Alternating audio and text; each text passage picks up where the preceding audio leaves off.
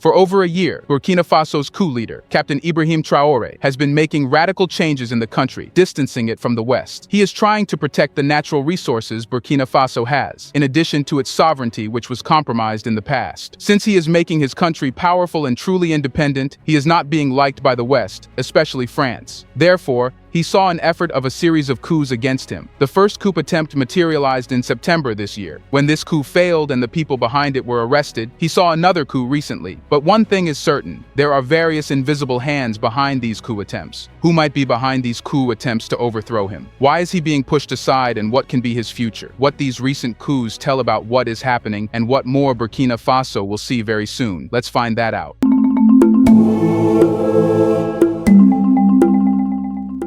Burkina Faso's military government announced on Wednesday that it had successfully thwarted a coup attempt, and its intelligence and security services were actively pursuing individuals involved in the plot to destabilize the country. The junta released a statement confirming the coup attempt, but did not provide specific details about the incident. According to the junta's spokesman, Rimtalba Jean-Emmanuel Ouedraogo, individuals, including officers, associated with the attempted coup have been arrested, and efforts are underway to locate others involved. Burkina Faso has joined the growing list of West African countries where the military has seized power, citing the failure of elected governments to fulfill their promises. The current junta took control in September 2022, ousting Lieutenant-Colonel Paul-Henri Sandaogo Damiba's military regime, which had itself staged a coup to remove democratically elected President Rochmark Kabore 8 months earlier. Captain Ibrahim Traoré was named as the transitional president. The junta spokesperson, Ouedraogo, confirmed that an investigation into the attempted coup is ongoing and that the perpetrators sought to create chaos in Burkina Faso. The announcement of the foiled coup came after protesters in the capital,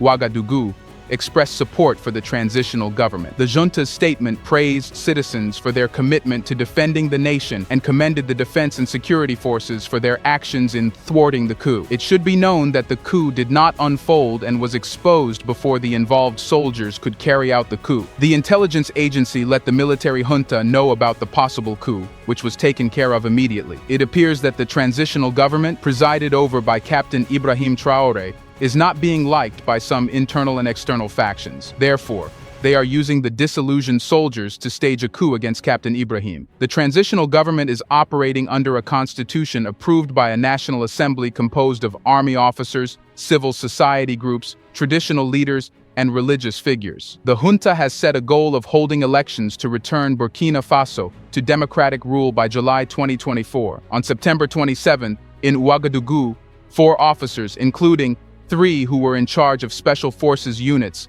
were arrested on suspicion of plotting a coup against Burkina Faso's transitional government. You see, they were not ordinary soldiers, but the heads of special units, which had the capacity to stage a successful coup. One can wonder what these special unit heads with their units would have done if the coup attempt had not been traced earlier. The arrests came 2 days after the suspension of the publication Jeune Afrique for reporting on tensions within the army. Burkina Faso's transitional authorities on Wednesday announced that they had successfully thwarted a proven coup attempt that occurred the previous day. A government statement indicated that individuals involved in this attempt to destabilize the country had been apprehended, and efforts were underway to locate others. Additionally, a statement from the Ouagadougou military court disclosed that 4 officers were arrested, while 2 others were on the run, all suspected of involvement in a plot against state security. This followed the announcement by Burkina Faso's military junta that intelligence and security services had prevented a coup attempt. Junta leader Captain Ibrahim Traoré later expressed his commitment to the country's liberation. He emphasized his determination to bring the transition to a successful conclusion despite facing adversity and various obstacles. You should know that this is the second coup attempt against him within a month. This proves that whatever he is doing is not being liked by the West. Since he was focusing on his country and people, not caring about the interests of the Western companies or leaders, plans were being formulated to overthrow him. In the Western media, this news is being presented differently. Instead of reporting about the attempted coup, the media is focusing on what the military junta has claimed about the coup attempt, and no one else knows whether this happened or not. This is being done to make the world think that Burkina Faso is doing all that deliberately. Everyone knows that if there is a country which wants Ibrahim Traoré out of Burkina Faso,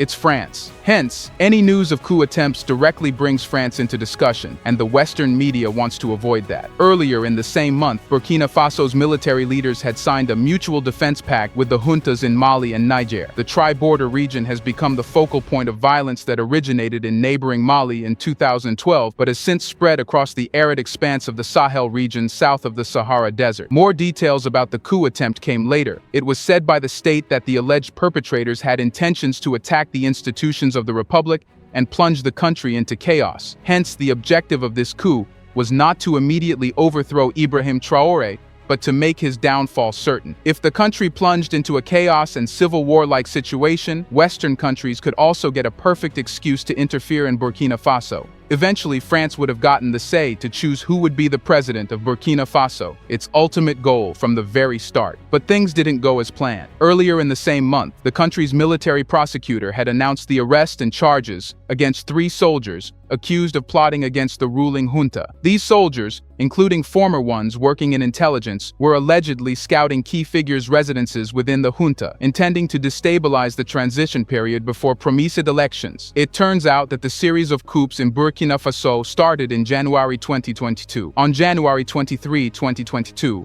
Burkina Faso witnessed a coup d'état marked by gunfire and turmoil in the capital, Ouagadougou. The events unfolded with gunshots reported near the presidential residence and multiple military barracks in the city. Soldiers were believed to have taken control of the military base in the capital during this tumultuous period. Despite these developments, the government initially denied the occurrence of a coup in the country. However, within hours, reports emerged that President Roch-Marc Christian Kabore had been detained by the soldiers at a military camp in the capital. On January 24, 2022, the military officially announced on television that Kabore had been deposed from his position as president. Following this announcement, the military declared the dissolution of the parliament, government, and constitution. The coup d'etat was orchestrated by military officer Paul-Henri Sandaogo Damiba, who assumed a leadership role in these events. Amidst the unfolding crisis, President Kabore's Twitter account released a statement urging dialogue and inviting the soldiers to lay down their arms. Still,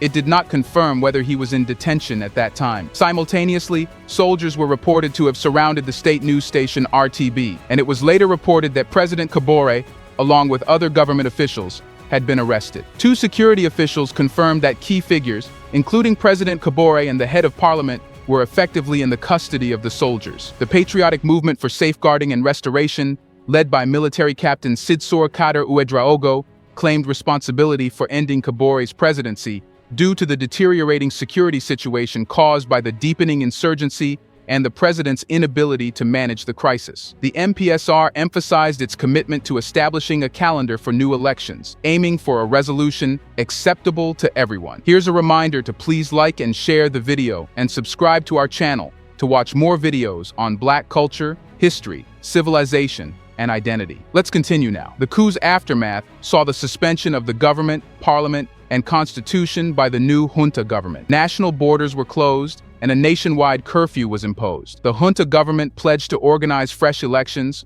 promising a process acceptable to all parties. President Kabore's handwritten resignation letter was also made public, in which he cited his resignation in the interests of the nation. African Union and ECOWAS suspended Burkina Faso in response to the coup, reflecting international condemnation. However, the military junta later restored the constitution, and Paul-Henri Sandaogo Damiba was appointed as interim president. However, his rule was short-lived and was destined to end within the next 8 months. On September 30th, 2022, Burkina Faso's military leader, President Paul-Henri Damiba, was ousted in the country's second coup within a year. Army Captain Ibrahim Traoré assumed control, leading to the dissolution of the transitional government and the suspension of the constitution. The 34-year-old Traoré announced that a group of officers had decided to remove Damiba from power due to his inability to effectively address the armed uprising that had escalated in Burkina Faso over the past 9 months. Damiba subsequently resigned from his position and fled to neighboring Togo. Dissatisfaction with Damiba's rule among officers who had supported the January coup grew over time, as they believed he failed to prioritize the fight against insurgents